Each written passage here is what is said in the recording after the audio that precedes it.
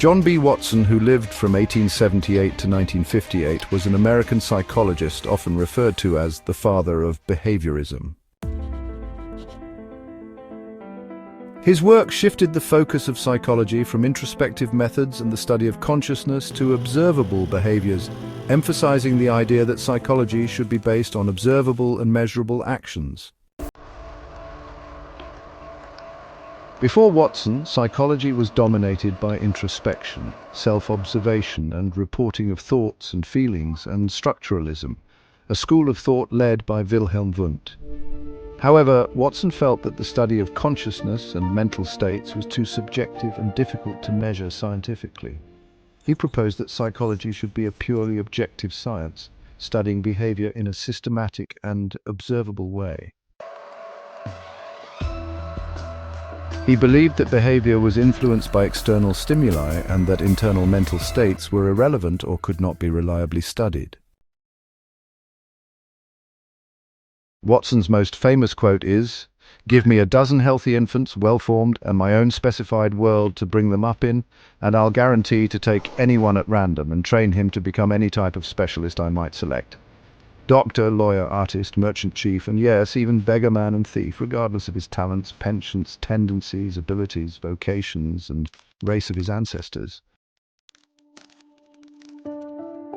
This reflects his belief that behavior is shaped entirely by environmental factors, and that human beings are essentially a blank slate.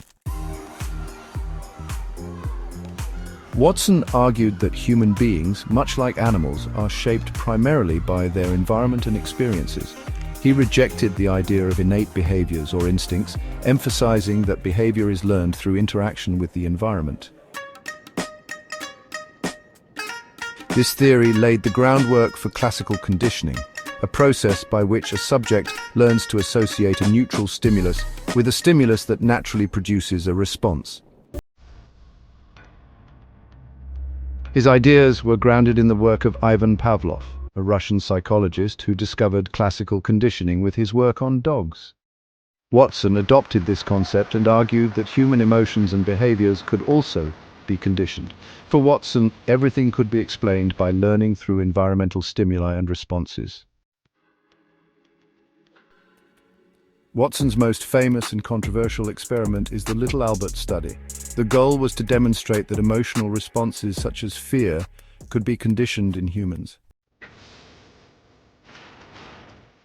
In the experiment, Watson and his assistant, Rosalie Rayner, conditioned a 9-month-old baby, known as Little Albert, to fear a white rat. Initially, Little Albert showed no fear of the rat. However, Watson and Rayner repeatedly paired the rat with a loud, frightening noise. Over time, Albert began to show fear responses, crying and trying to avoid the rat whenever he saw the rat, even without the accompanying noise. The experiment demonstrated that emotional responses, such as fear, could be conditioned in humans.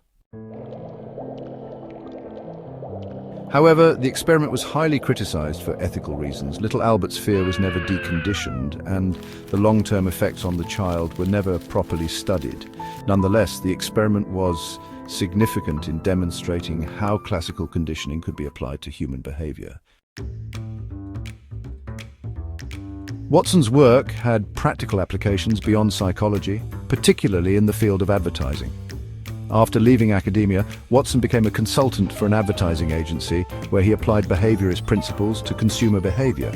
He argued that emotions played a powerful role in decision-making, and advertisers could use emotional appeals to influence people's purchasing choices. His insights led to more emotionally driven advertising campaigns, which is a common practice in marketing today.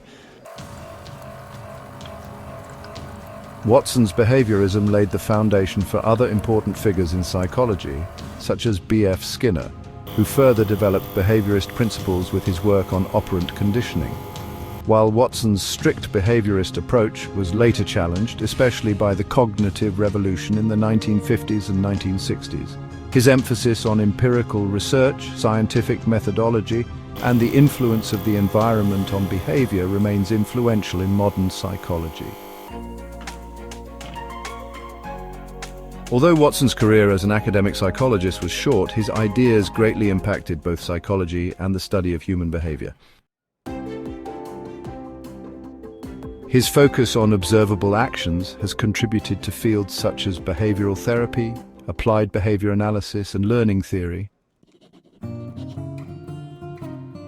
Watson's behaviorism was criticized for being too reductionist and ignoring the role of cognition and mental states. Cognitive psychologists such as Jean Piaget and Albert Bandura argued that learning involves more than just stimulus-response patterns. It includes mental processes like attention, memory, and problem-solving.